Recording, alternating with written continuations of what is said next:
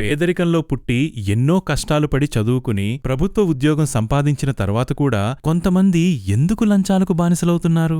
ఎంతమందిని అరెస్ట్ చేస్తున్నా, ఎన్ని కేసులు నమోదవుతున్నా మళ్లీ ఎక్కడో ఒకచోట లంచం తీసుకుంటూ పట్టుబడుతున్నవాళ్లు కనిపిస్తూనే ఉన్నారు. అసలు వీళ్లు చేజేతులా తమ జీవితాన్ని ఎందుకు నాశనం చేసుకుంటున్నారో తెలుసా? మనమే ఒక కారణం. మన పని త్వరగా పూర్తవ్వాలనే ఆతురతతో కొంత సమయం కేటాయించడానికి ఓపికలేక మనమే లంచమివ్వడం మొదలుపెట్టాం. మొదట తీసుకోని వ్యక్తి కూడా మనమిచ్చే డబ్బుకు తనలోని బలహీనతలకు లొంగిపోయి క్రమంగా దానికి బానిసగా మారిపోతాడు. ఒక్కసారి ఆ దారిలో అడుగుపెడితే ఇంకొంచెం అనే ఆశ మొదలవుతుంది.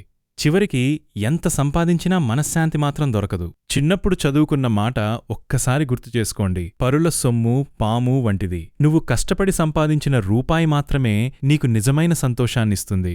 అక్రమంగా సంపాదించిన డబ్బుతో అనుభవించే సుఖం కేవలం ఒక మాయ. దేవుడిచ్చిన ఈ జీవితాన్ని నీతి నిజాయితీలతో కాపాడుకోవాల్సిన బాధ్యత మనపై ఉంది. నువ్వు పోయిన తర్వాత కూడా 10 తరాలు నీ పేరు గౌరవంగా చెప్పుకునేలా జీవించు డబ్బు సంపాదించడం గొప్ప కాదు. నీ సంపాదనలో నీ మనస్సాక్షి బతికేలా సంపాదించడం గొప్ప.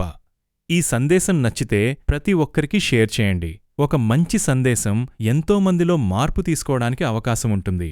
మార్పు అనేది ఒక సామాజిక బాధ్యత.